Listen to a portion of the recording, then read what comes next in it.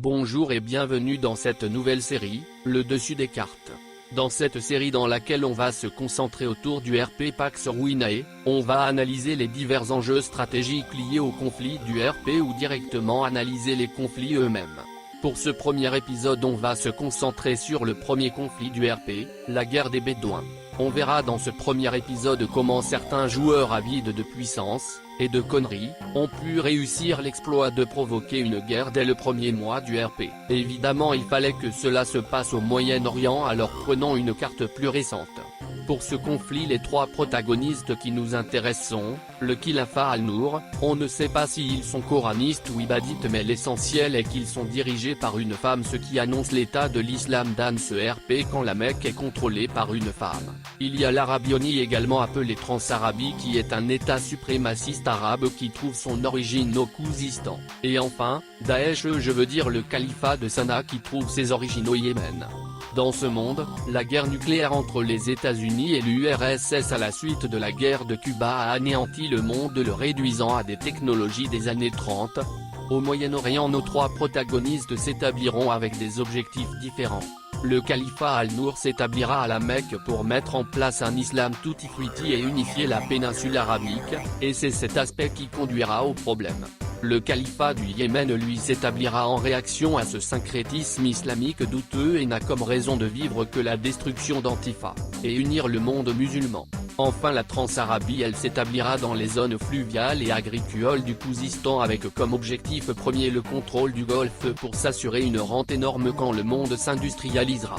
Alors que la proclamation des trois pays fut effectuée, Nour Antifa qui avait déjà prévu son coup a décidé de mastermind le premier mois du RP pour bloquer Raïo. En effet, Raïo, conscient de sa supériorité doctrinale pensait pouvoir s'étendre facilement jusqu'au Nedjit en traversant le Rub al-Khali via annexion diplomatique, mais le génie stratégique d'Antifa lui permit de bloquer Raïo. De ce fait, Antifa mena une annexion militaire qui bloqua Raïo au simple Yémen.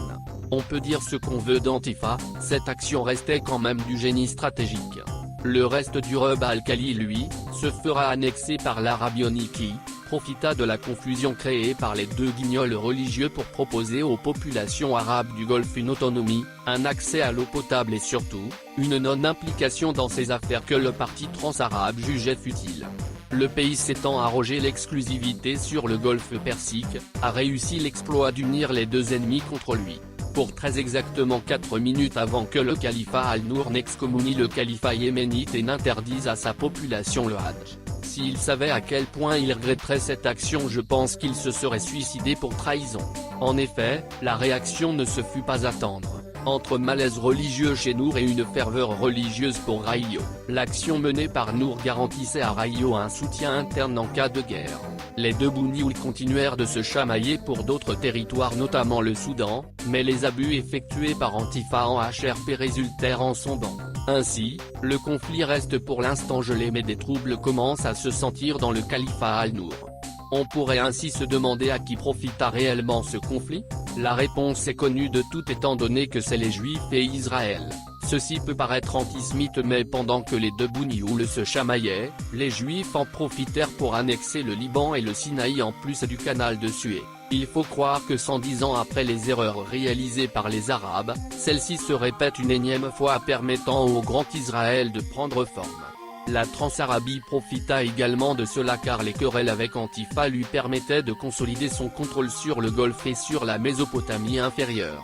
Pour conclure, ce conflit résultera probablement en la chute du califat al-Nour faisant raviver les tensions entre l'Arabionie et le Grand Califat de Raïo au sujet du Golfe.